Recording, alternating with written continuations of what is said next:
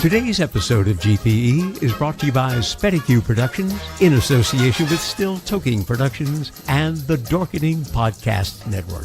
A tisket, a tasket, a brown and yellow basket. I send a letter to my mommy on the way. I dropped it, I dropped it, I dropped it. Yes, on the way I dropped it. A little girlie picked it up and put it in her pocket. She was trucking on down the avenue with not a single thing to do. She went pecking all around when she spied it on the ground. This is Geoffrey Mark Plays Ella. I'm Geoffrey Mark. Ella, the first lady of song, the greatest singer in history, Miss Ella Fitzgerald. And every time you join us, we're going to be playing Ella's music on a theme.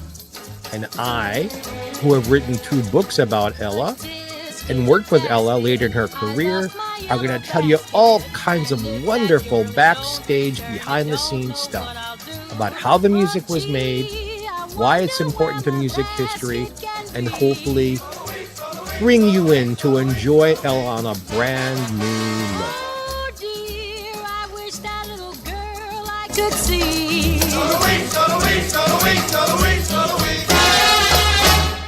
Oh, why was I so careless with that basket of mine? That itty bitty basket was a joy of mine. Basket, lost my yellow basket. Won't someone help me find my basket? Make me happy again. No. No,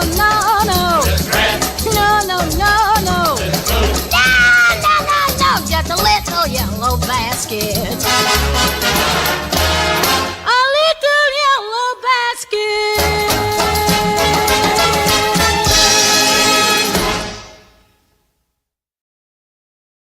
Hi, cats and kittens, and welcome to another edition of GPE. Hey, I've got a special show this time because I get to share with you something of Ella's that is fairly recently released, and it's something that was not released when it was first recorded. So let's a little information up front. We've talked on the show before. First 20 years of Ella's life on Decca Records, 1935 to 1955. In 1956, Ella's manager started Verve Records just for her, and they began recording all of these wonderful songbooks of the great American composers and all of these wonderful live concerts. Well, here's a little mixture of both, but it was not released when it was recorded. In 1958, Ella was pushing forward with these songbooks, and the latest one was Ella Fitzgerald Sings the Irving Berlin Songbook. The conductor and arranger for the album was wonderful Paul Weston, who has wonderful memories of working with Ella. Paul is probably the only arranger conductor I spoke with who had nothing bad to say about Norman Granz. Norman, wonderful man, don't get me wrong, but he pushed for as few takes as possible. He thought jazz, just go and you do it and record it and you move on. Most of the other conductors and arrangers complained. He didn't give them enough time in the studio. He didn't give them enough takes to get the best cut. No. Our friend Paul Weston said, no, I got everything I wanted, everything I needed. It was a wonderful experience.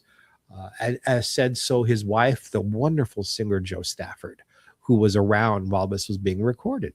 So this album, this 2 LP vinyl set of Irving Berlin music is recorded. But before it's really even given a chance to be released, Norman Granz booked Ella at the Hollywood Bowl. If you don't know what that is, the Hollywood Bowl is this gigantic amphitheater right in the heart of Hollywood, built into the side of a mountain. The acoustics are tremendous. I've seen Ella work there several times, and other people who appear there love working there. And what he did was he had Ella come with Paul Weston as her conductor and sing not the whole album, but a great deal of what was recorded for the album. He didn't professionally record that concert, but he had a recording going just for his own amusement, just for his own personal archives. Well, the folks at Universal Music, who now own Decca and Verve and all the other labels for which Ella recorded, found this.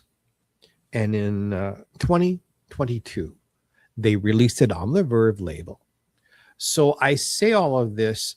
This is the only time Ella really devoted an entire concert like this just to one album. Certainly the only time at the Hollywood Bowl. There is another recording of Ella doing Cole Porter, but it's not as complete as this one is. It is also the only time Ella performs live with Paul Weston as her conductor. So it's a lot of firsts and onlys on this.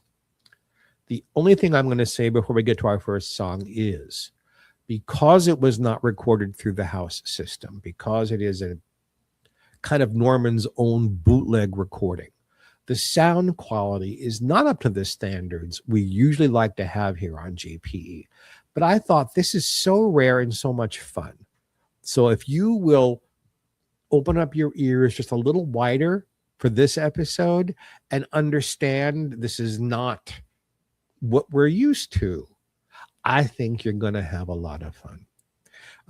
I've sequenced these songs the way I think Ella would have had she chosen the sequence.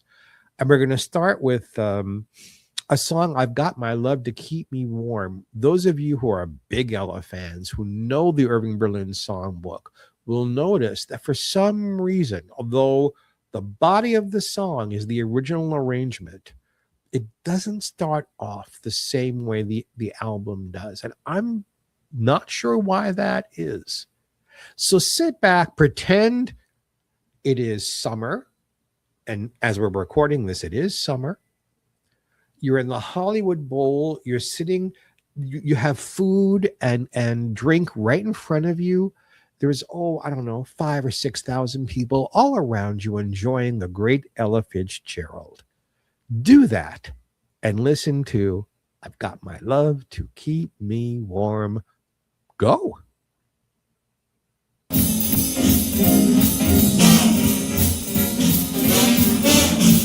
Snow is snowing, the winds are blowing, but I can weather the storm.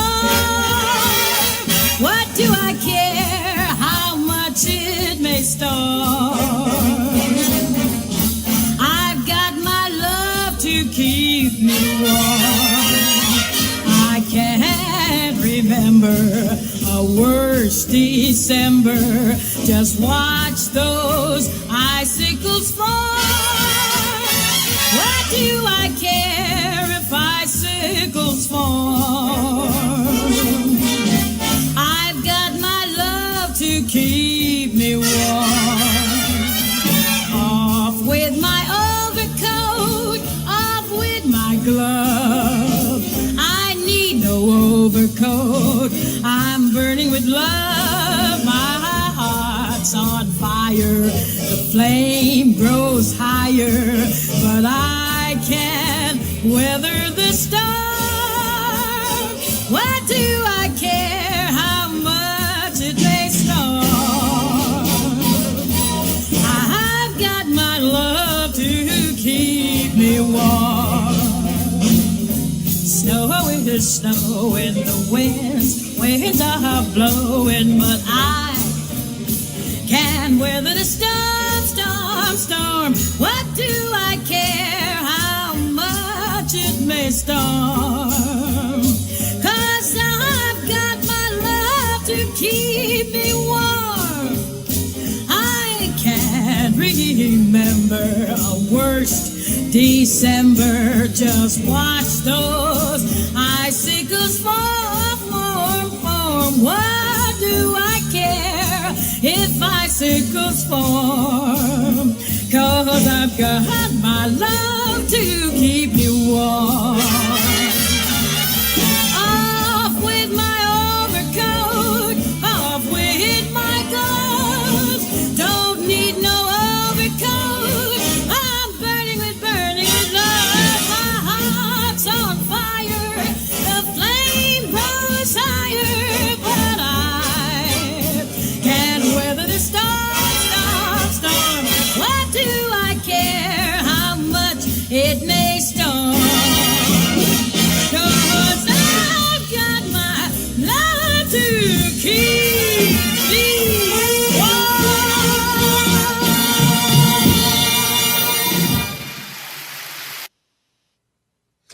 Those of you who are familiar with the album version, notice on the album, when she goes to the song one time, there's an instrumental break with jazz solos. And then she comes back in.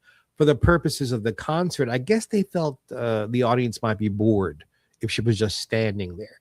So rather than using the arrangement again, that portion where she sings the song through the second time, it's just her rhythm section playing. Then the band comes in where the band came in on the album. Is that trivial enough for you? Because I know you fans out there, you want to know all this stuff. And if I don't talk about it, you're going to get back to me and say, hey, Geoffrey Mark, how come you didn't notice? Believe me, I notice. Let's get to the second one. Irving Berlin, who lived a very long time, 101 years almost. Born in Russia, Israel Berlin was his real name. They anglicized it to Irving Berlin. If you're a fan of Mr. Berlin's music, and you'll notice it in this concert, he seems to be almost obsessed with writing about the weather and dancing. So much of what he wrote through the years had one or two of those themes running through it. So this is one of the dancing songs. You'll also notice that probably if we looked at Mr. Berlin's entire career, the two people for whom he wrote the most music, meaning he literally wrote songs to come out of their mouths, were Ethel Merman and the incredible Fred Astaire. This is a Fred Astaire song. This is from one of the Fred Astaire Ginger Rogers movies, for which Mr. Berlin wrote the music and the lyrics, by the way. So let's enjoy Ella enjoying Fred Astaire by singing Let's Face the Music and Dance. If you please, Mr. Music.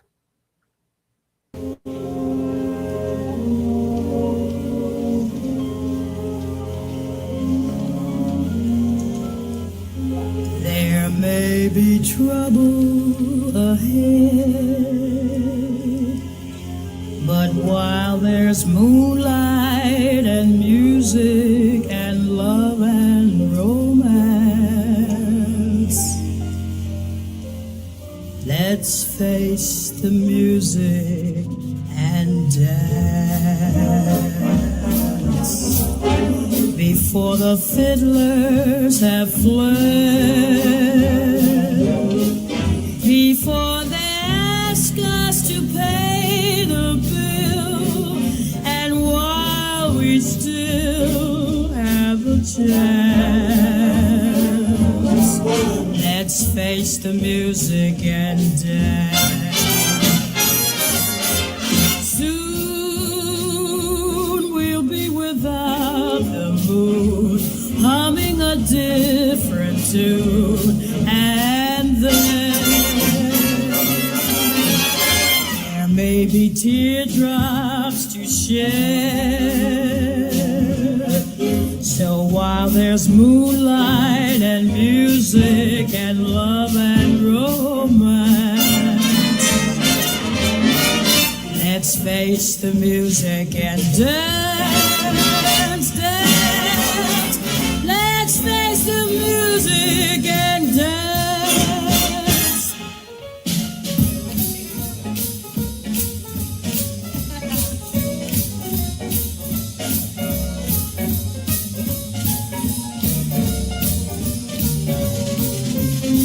There may be teardrops to shed. So while there's moonlight and music and love and romance,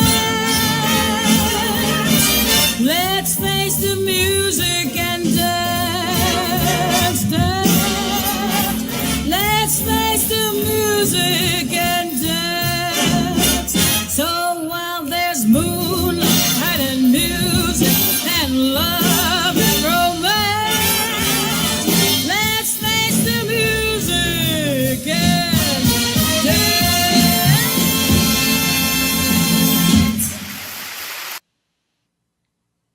I hope you're enjoying these wonderful Paul Weston arrangements. Really, the album in the studio and this, it's the only time they really work together. It's a shame because Paul was such a talented man.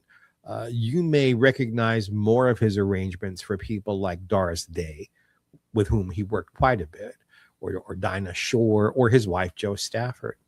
The concert was recorded April 16th of 58. So this is a late spring, wonderful evening at the Hollywood Bowl.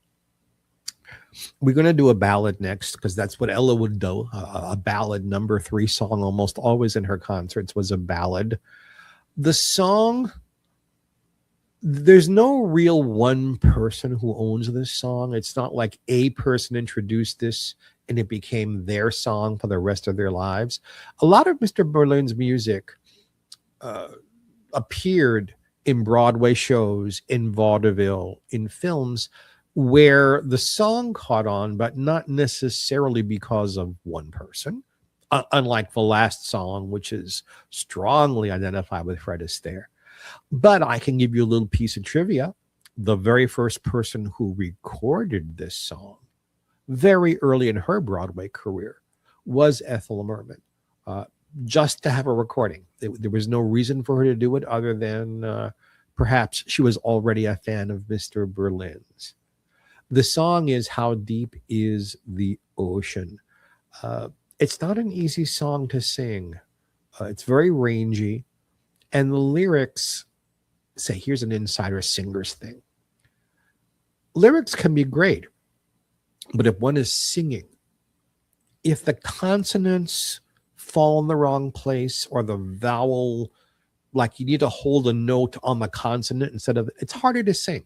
It's harder to sing. This is a difficult song to sing, but not for Miss Ella.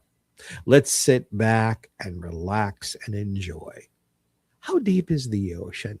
Ben, sir? How much do I love you? I'll tell you no lie. How deep is the ocean? How high is the sky? How many times a day do I think of you? How many roses are sprinkled with dew? How far would I travel to be where you are? How far is the journey from here to a star? And if I ever lost you, how much would I cry? How deep is the ocean? How high is the sky?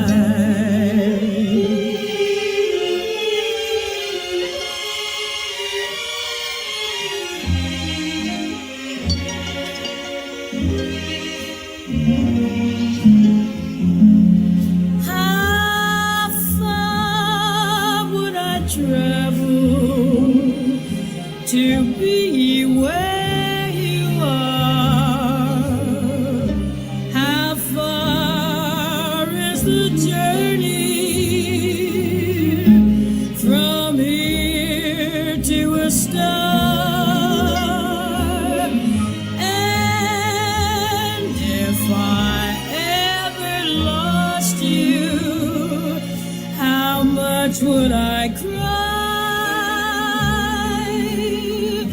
How deep is the ocean?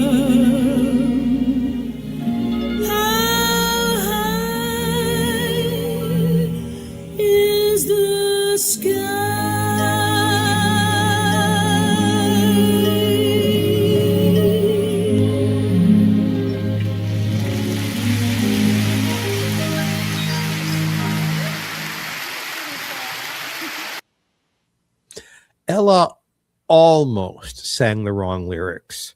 When she came in at the second time, you can hear her almost the right lyrics came out. Ella was very nervous this night for several reasons. I think appearing at the Hollywood Bowl was a little nerve-wracking. It's very different than singing in a nightclub or singing in a concert hall. She had not yet been doing an awful lot of outdoors singing. Later in her career, as we got into the 60s and 70s, Ella was often singing outdoors, I should say, especially in the summertime all over Europe, where there'd be all of these wonderful outdoor concerts. But this was still kind of new for her. Also, there is a little piece of trivia here. All of these live albums that Ella made through the years either featured her with her trio or quartet, or with them plus one, or with the Count Basie Big Band, or the Duke Ellington Big Band, but there's no commercially released album where Ella is singing live with strings. It's amazing, because she did many concerts with philharmonics and symphonies. None of that has ever been released. To be able to buy it, this is it, to hear Ella with strings. So put that in your cap and enjoy it. I'm going to play for you a couple of songs now that aren't the great big Irving Berlin hits. Songs he wrote, songs that Irving Berlin aficionados enjoy, but maybe new to you. This first one, for some reason, there aren't a lot of recordings of the entire song, but the song is referenced in I don't know how many medleys and special material things through the years. You hear a snippet of it, but here is the entire song. It's called "The Song Is Ended." I like it. That's why I'm bringing it to you. Obviously, I bring you stuff that I enjoy. Hopefully, you will enjoy it too. So let's hear, how does the song is ended? Well, how does it end? Well, let's get it started. Benjamin, let's get it started.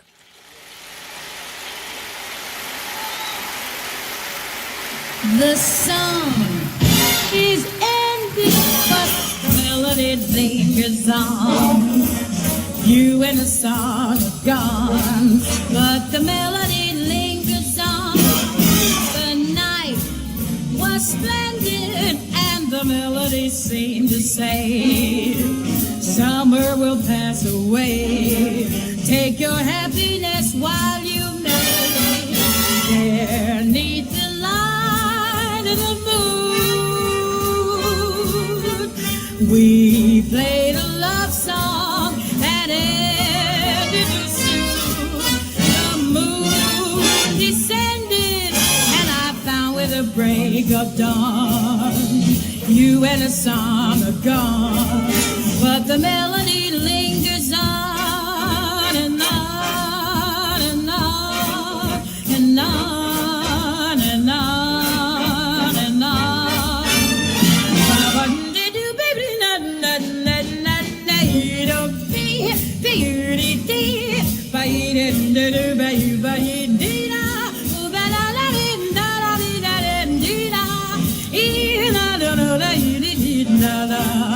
there neath the light of the moon, we played a love song that ended soon. The moon descended, and I found with the break of dawn, you and the song are gone, but the melody lingers on and on and on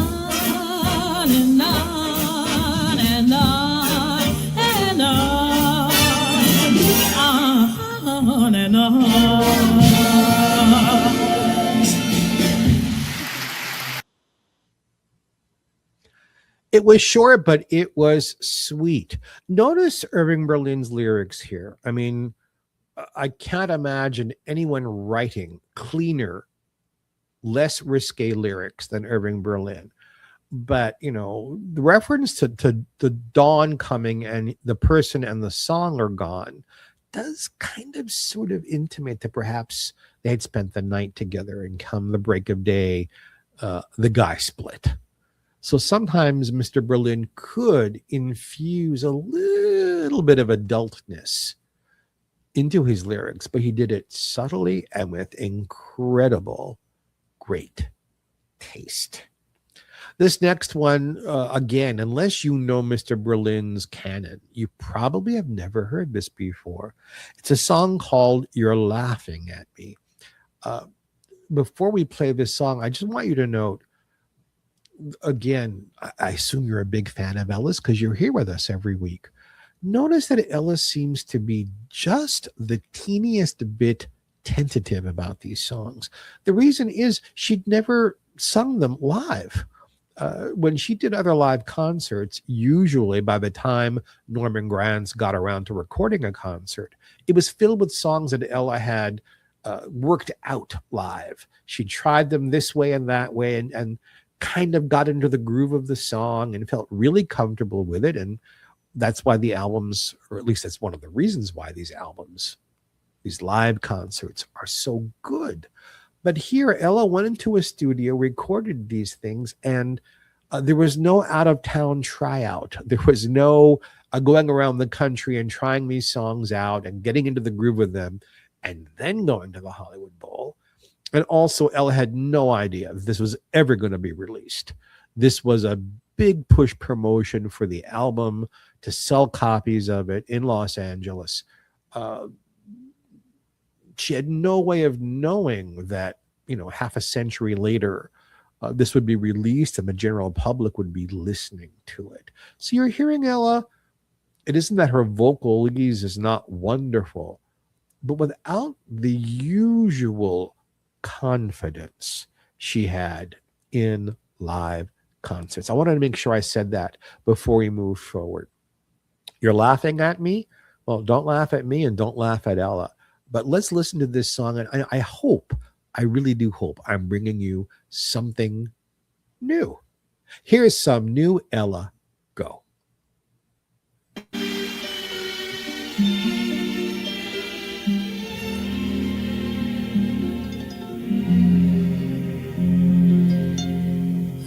Love you, which is easy to see, but I have to keep guessing how you feel about me.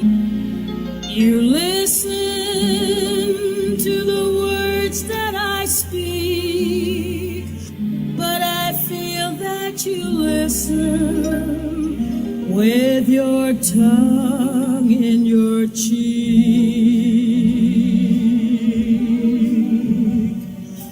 You're laughing at me. I can't be sentimental 'cause you're laughing at me. I know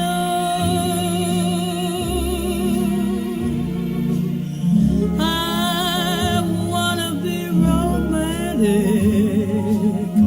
but I haven't a chance. You've got a sense of humor, and humor is death to romance. You're laughing at me. Why do you think it's funny when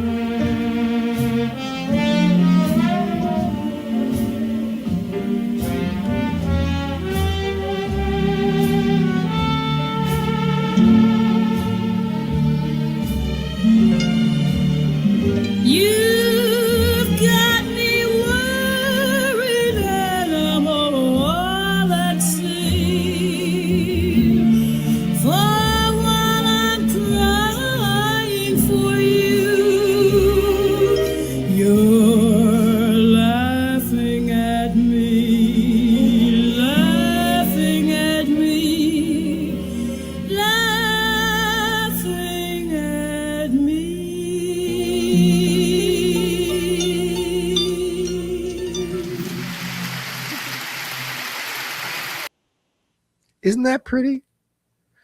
I hope it's new for you, and I hope you really, really loved it. It's fun for me to bring rarities to you. This whole album is a rarity, but I don't know that I would have known that song if not for Ella's Irving Berlin songbook.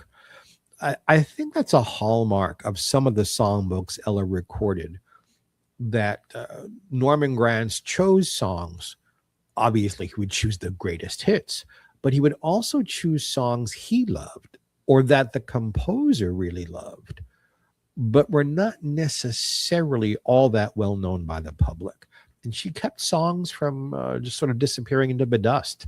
She kept them alive by recording them. And I hope that's one of them. We're going to do another weather song, possibly the most famous of the weather songs that Irving Berlin wrote. This was a song written for Broadway, I believe originally introduced by Ethel Waters. It became one of those songs that sooner or later everybody recorded.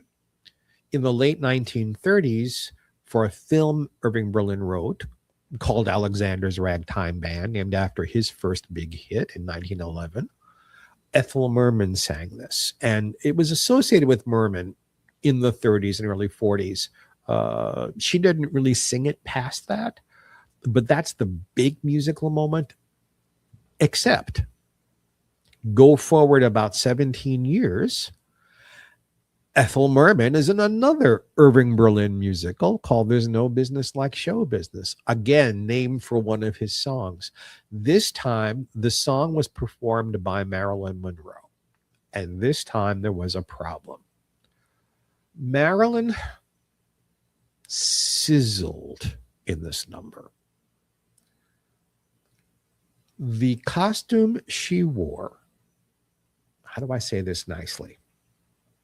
It isn't just that it was revealing, but it showed her wearing panties, and the panties were scalloped like this from the top to the bottom in black. To her husband, Joe DiMaggio, it looked like pubic hair, and he thought that the costume and the way that she sang the song were vulgar. And he spoke up and caused a problem on the set.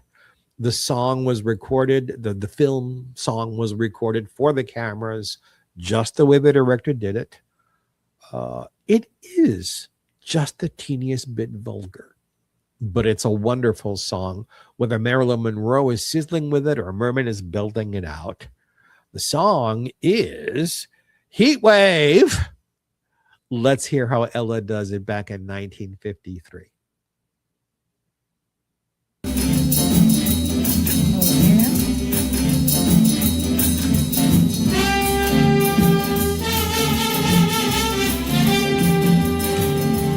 Having a heat wave, a tropical heat wave. The temperature's rising and it's surprising she certainly can.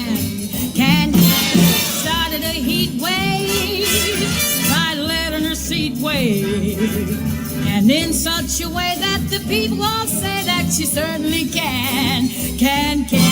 See her anatomy made the mercury rise to 93. Yes, sir, having a heat wave, a tropical heat wave. The way that she moves, that thermometer proves that she certainly can.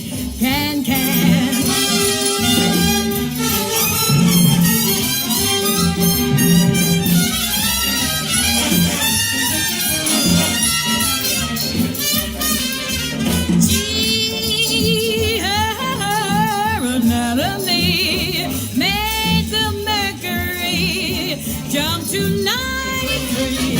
Yes, sir.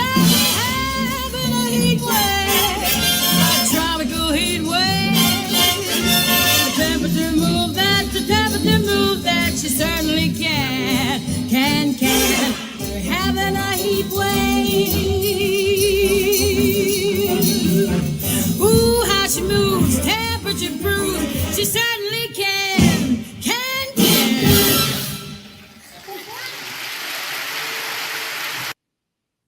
Ella's laughing and I'm laughing because she goofed up the words. I don't know of any other singer who would misplace words the way Ella would and just keep going and not let it affect the performance, and sometimes actually made the performance better. And of course, the big get for Ella with that kind of thing was Mac the Knife, which we've played on this program before, and we'll probably do it again sometime, where Ella forgets the words and ends up with a hit song on a Grammy Award. You can't do better than that. Let's go on to another of the Fred Astaire songs. This is again Irving Berlin writing for Fred Astaire in films. It's one of those songs that, although it works well as a song, it does better in the film because it is a song of dancing seduction. That's the only way I can put it. Obviously, in a 1930s film, they weren't going to talk about sex, but, let yourself go, relax. Hey, guys listening to this or watching this, how many times have you said that to somebody else on a date? Let yourself go, relax. The purpose usually wasn't dancing. But here, it's how Mr. Berlin insinuated sensuality and sexuality in his songs while keeping them, enormously clean. Otherwise, you could not do them in a film, and you could not play them on the radio, which was very, very necessary back then to have a hit song. They had to be able to be played on the radio, not just the recording from the film, but other singers singing the song. So let yourself go, relax. Well, I can't think of a better way to introduce the song. Let yourself go, relax. And let's let my wonderful friend and producer, Benjamin Bartlett, play the song for us. Let yourself go, relax.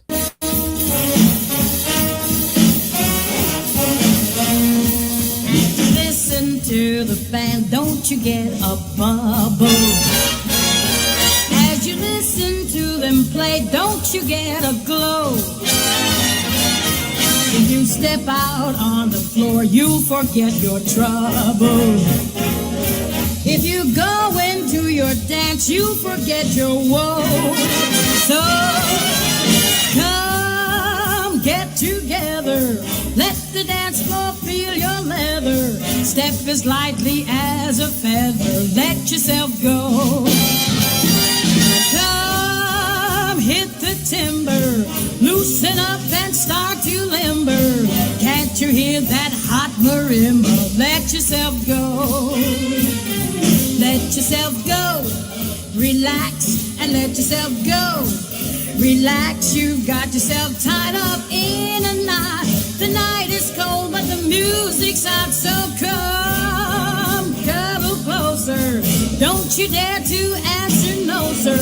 Put your banker, clerk, and grocer. Let yourself go.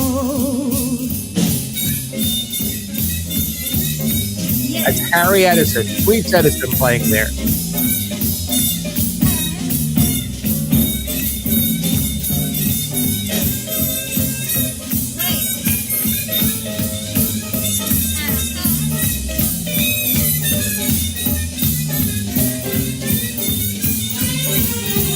Let yourself go, relax and let yourself go.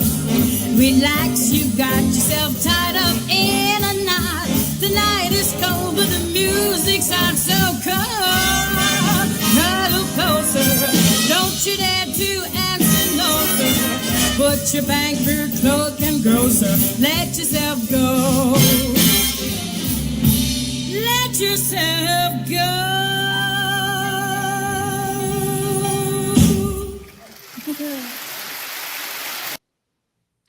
Two things I want to say. First of all, in case you couldn't hear me, that was Harry Sweets Edison playing behind Ella on that song. And secondly, when I'm recording these shows for you, in order for me to see you and be at the right eye level, I look in my own eyes. I can see me as I'm talking to you. I was trying to be intimate, and instead, I did one of the most awkward things I've ever done on a camera. Right before that song, I bopped my nose into my microphone. I'm sorry. I was trying to do this, and instead, I did something awkward and vulgar. I apologize for that. And yes, I was aware I was doing it when I did it, and I just sort of bit my tongue so I wouldn't ruin the song. You're going to forgive me, aren't you? Of course you are. Please? Good. This next song, believe it or not, is a reject. And you're going to say, Geoffrey Mark, you're putting my leg. No.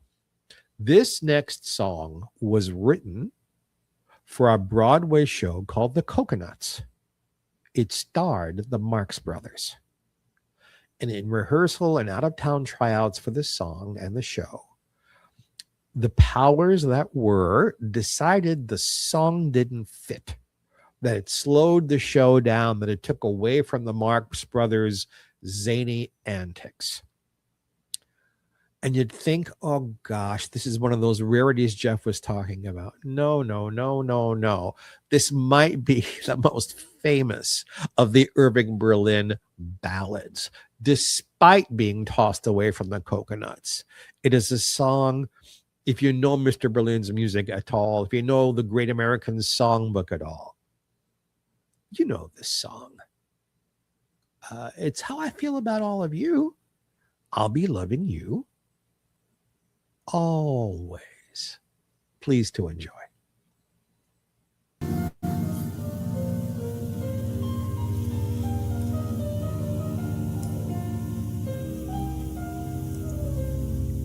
I'll be loving you always, with the love that's true, always, when the things you've planned need a helping hand, I will understand always, always. Things may not be fair always. That's when I'll be there always. Not for just an hour, not for just a day, not for just a year, but always.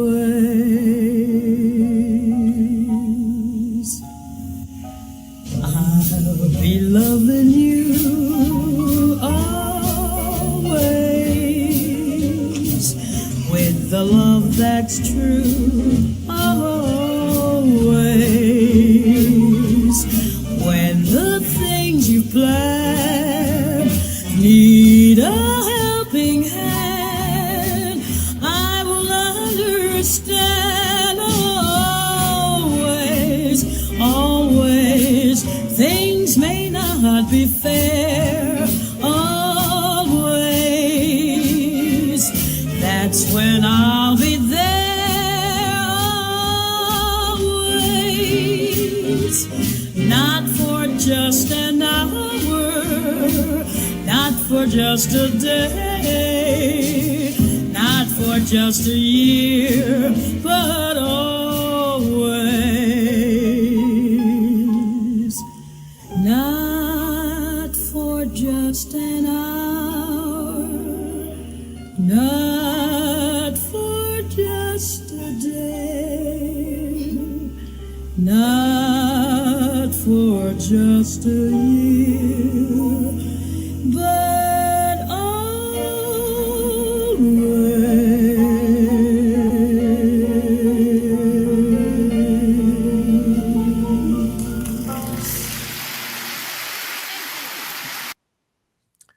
An amazing sentimental love song, and the word love isn't mentioned. Mr. Berlin was a genius. I want to mention something before we get to the next song about the Irving Berlin songbook. We've talked about what's on it. I want to talk for just a moment about what's not on it. There is nothing from Annie Get Your Gun. I Got Lost in His Arms. Can you imagine Ella Fitzgerald singing I Got Lost in His Arms?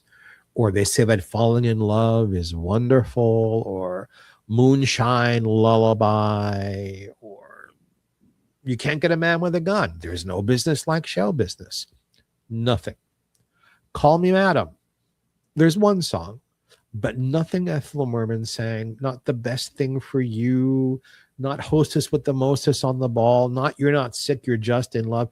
Can you imagine if they would have put Ella in the studio and had her do a duet with herself? Because it's a counterpoint song. How brilliant that would have been. For some reason, Norman Granz did not want Ella to record any of that kind of music. Very little from anything that wasn't on Broadway first or in the 30s in films. The later stuff, there's nothing. White Christmas, she records that song on her Christmas album, but there's nothing from that film either.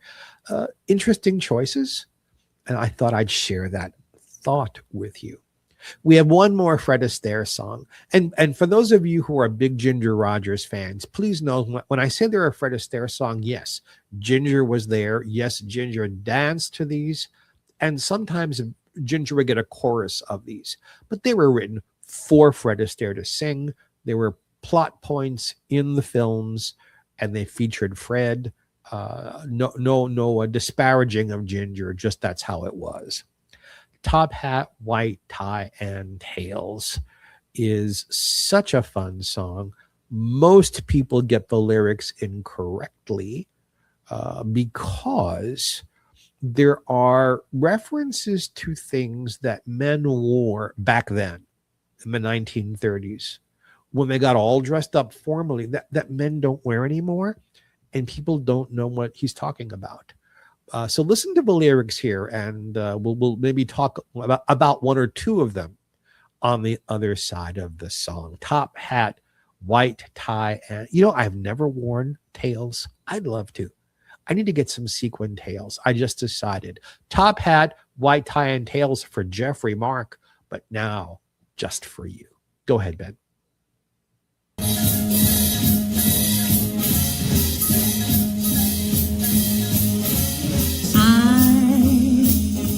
Putting on my top hat, tying up my white tails, brushing off my tails. I'm doing up my shirt front, putting in the shirt studs, polishing my nails. I'm stepping up, my dear, to breathe an atmosphere that simply reeks with class. And I trust that you'll excuse my dust when I step on the gas, for I'll be there, putting down my top hat, mussing up my white tie, dancing in my tail.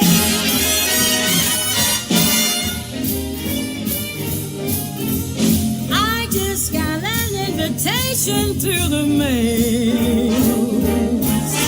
Your presence requested this evening, it's formal. A top hat, a white tie, and tail. Nothing now could take the wind out of my sails, because I'm invited to step out this evening with top hat and white tie and tails. I'm putting on my top hat, tying up my white tie, brushing off my tail. I'm doing up my shirt front, putting in the shirt studs, polishing my nails. I'm stepping out, my dear, to breathe an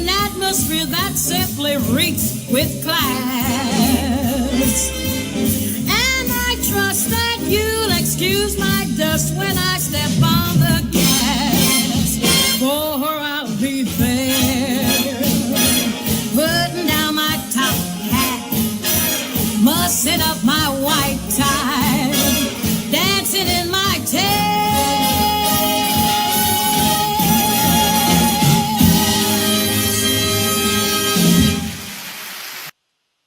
And nobody wore those clothes better than Fred Astaire. But let's go through it just for a minute.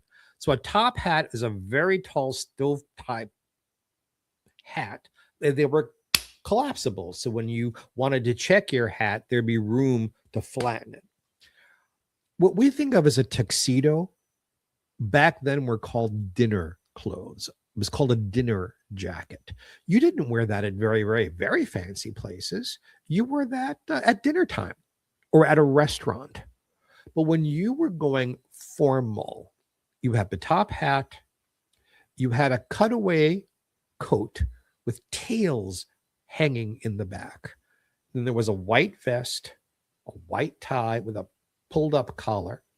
The shirt studs, instead of buttons, were these little, sometimes onyx, sometimes gemstone studs that went in that held the shirt together. You wore French cuffs.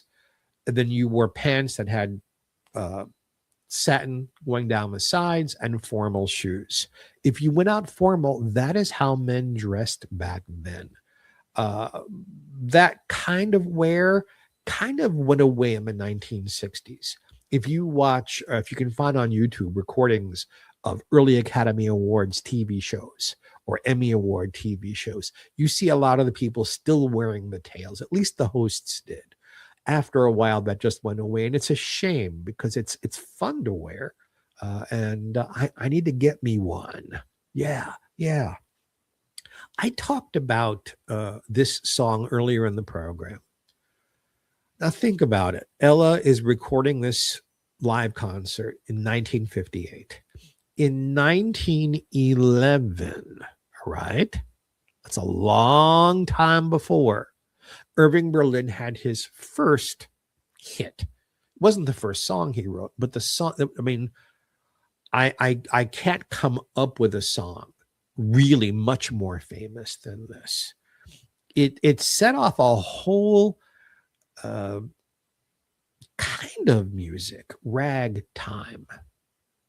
It was just breaking through then, and this was the theme song to all of that kind of music. It is probably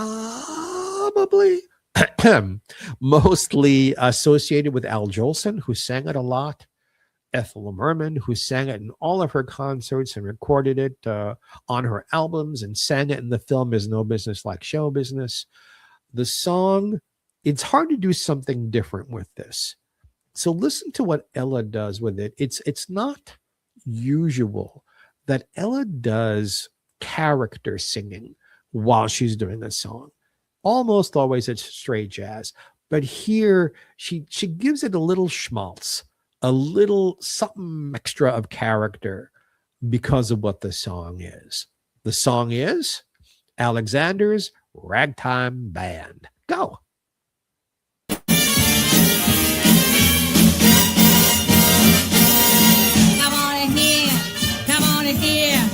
Alexander's a ragtime band. Come on in here, he's the best band in the land. If you never heard a trumpet blowing before, so natural that you want to go to war.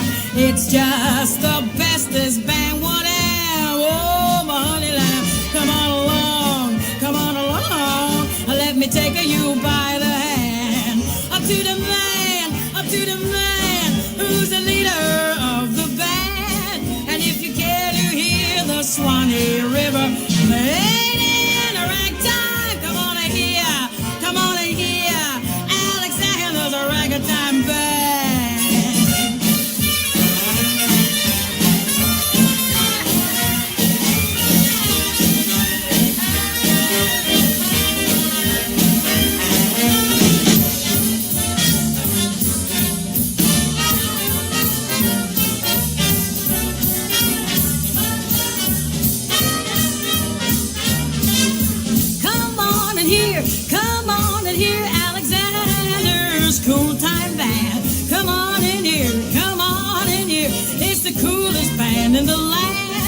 If you never move it,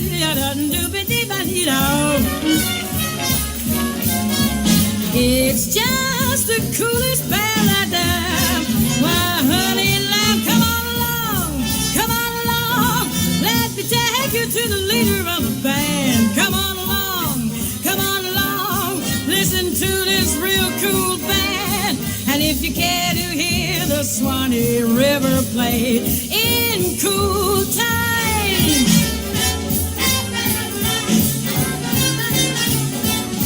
or if you care to hear the Swanee River played in a ragtime,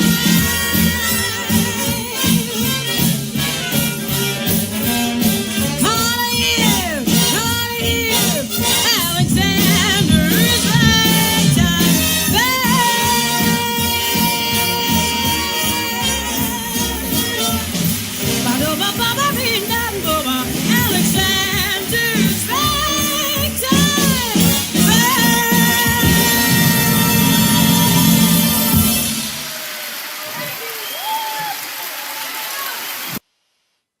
When the audience starts applauding long before you finish, you know you've done a good job. Irving Berlin. I mean, think about it. Alexander's Ragtime Band. There's no business like show business. White Christmas. Easter Parade. God Bless America. His music really does still live on with us. Probably more than any other composer. We, the whole world, we took Irving Berlin's music to our hearts. Very happy to play this for you. This rare concert released on the Verve label by Universal Music. Our time is unfortunately up. If you love being here with me, you're also going to love our talk show. Benjamin Bartlett and I have a talk show live every Wednesday, 4 p.m. Pacific time, 7 p.m. Eastern time. I know you guys live all over the world. God bless you that you're here with us from all over the world. So adjust that time for wherever you happen to live because it's live. And Ben and I talk with some of the most fascinating people in the entire world. And we are thrilled that millions of you are joining us on that program as well. Let's thank Randy West, our wonderful announcer. Ben is my producer on this show, co-host. He created the show. And producer on the other show. Until next time, and I see you live, or you come and join us here on GPE, from the bottom of my heart, God bless you and